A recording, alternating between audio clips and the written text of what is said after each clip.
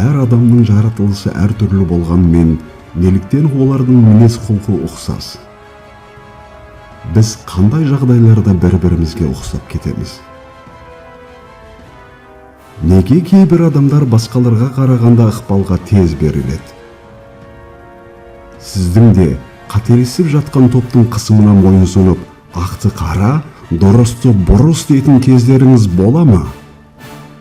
Онда сіз конформиссіз.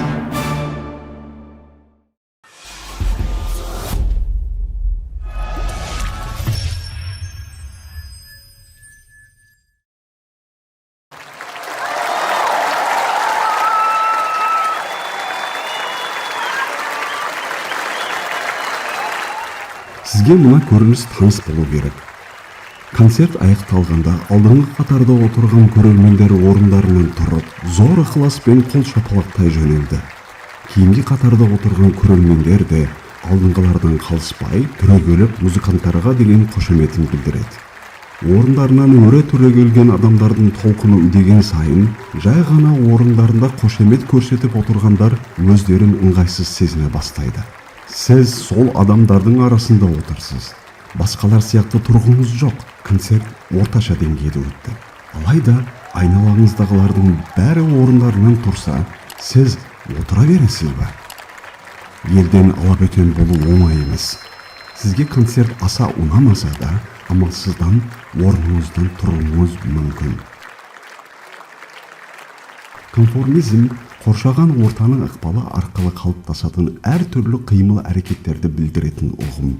Яғни конформизм басқа адамдардың іс әрекетін қайталау ғана емес, сонымен қатар ол қоршаған ортаның адамға қалай ықпал етуіне байланысты мінез құлық.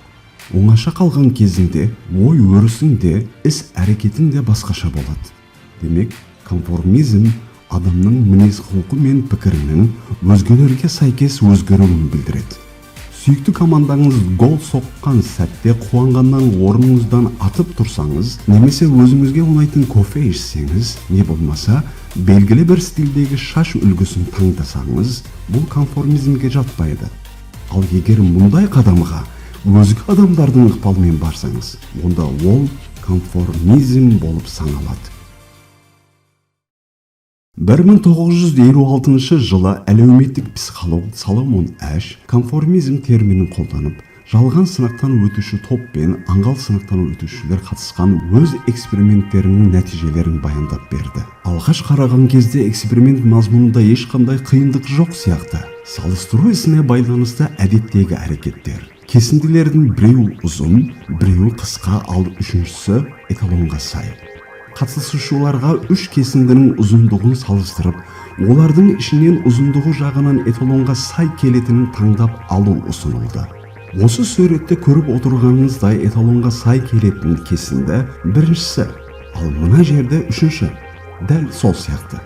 Эксперимент қатысушыларының бесеуі экспериментшінің өз адамдары еді. Оның нұсқауларын ғана орындайды. Осыдан хабары жоқ нағыз сыналушы 5-ші орында отырған ақ футболка киген осы жігіт. Эксперимент басталды. Қатысушылардың бәрі өз кезегімен жауаптарын береді. Бірінші раундта қатысушылардың бәрі де дұрыс жауап берді. Иә, 2. Салыстыруға берілген келесі тапсырма да осылайша оңай болады. Жігітіміз енді бұл зерттеуге қарапайым сынақ ретінде қарай бастайды. Осымен жалған қатысушылар, яғни экспериментшінің одан алдын ала нұсқау алған адамдары жігітіміздің сеніміне кіріп те үлгерді. Алайда 3-ші раунд ақ футболкада отырған бауырымызды қатты таңғалдырды. Жауаптың дұрыстығы айқын көрінсе де, бірінші адам дұрыс жауап бермеді. Екінші отырған адам да экспериментшінің алдын ала берген нұсқауы бойынша алдыңғы сыналушы сияқты қате жауап бергенде, андағы жігіт қатысушыларға бір, тақтаға бір үңіліп қарайды. Топастар-ай, қалай 2 болады? Үшінші сыналушыда алғашқы екеуінің жауаптарымен келіседі. Бұл не? Олар соқыр ма, әлде мен соқырмын ба? Деп күйгеліктенген ақ көңіл қатысушымызға қарамай, 4-ші қатысушыда алдыңғы айтылған жауаптарды қоштайды. Енді экспериментші оған қарайды. Оның ойында сонда қайсысы дұрыс? Қатарластарымның айтқан дұрыс па, әлде өзімнің жауабымды айтайын ба? Шындықты көріп тұрмын ғой деген эпистемологиялық дилемма пайда болады. Жігітіміз қалай жауап берді деп ойлайсыз? Соломон Эштің басқа да көптеген сыналушыларындай кезек-кезек жауап беріп жатқан басқа қатысушылардың барлығы бірдей сенімді түрде қате жауап беріп жатқанын естіген кезде абдырап сасып қалған мен өкінішке орай ол да әділетсіз және ақымақ топтың рухани қысымына жеңіліп, шындықты өз көзімен көре тұра басқаларға еліктеп кетіп, яғни конформистік мінез құлық танытып қате жауап берді. Кейінгі раундтарда қате жауап беруді жалғастырған басқа қатысушылардың ықпалымен шындыққа қайшы жауап беруді ол да жалғастырды. Енді осындай әділетсіз топастыққа абдырап сасып қалмайтын да болды. Мұндай жағдайға көнігіп кетіп еді.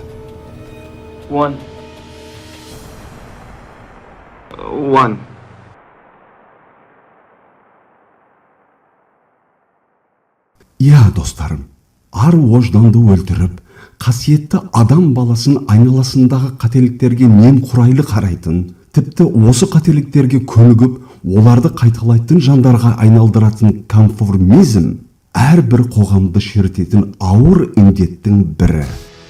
Бірақ адамзатқа тән құндылықтарын толық жоғалтпаған қоғамдарда айналасындағы ешкім оны қолдамаса да қателесіп жатқан топтың ықпалына берілмейтін, ақты ақ, қараны қара, дұрысты дұрыс, бұрысты бұрыс деп айтудан қорықпайтын адамдар міндетті түрде табылады.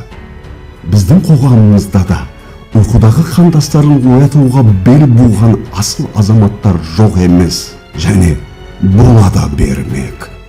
Қазақтар өздеріңіздің тілдеріңіз керек болмағанда екінші спорт болып отыра бересіздер ма? Неге үндемейсіздер? Қазақ тілі жалғыз маған керек па? Заң бойынша ең бірінші қазақ тілінде қызмет көрсету керек. Қазақстан Республикасында, Ресей Федерациясында емес. Соншама неме болды? Айналайын, мен сізде кәдімгі адам, мемлекеттік мекемеде отырған жоқпын. Сіздер қазақстар ғой. Мен кәдімгі инженермін, қазір зейнеткермін. Соншама неме болды сіздерге?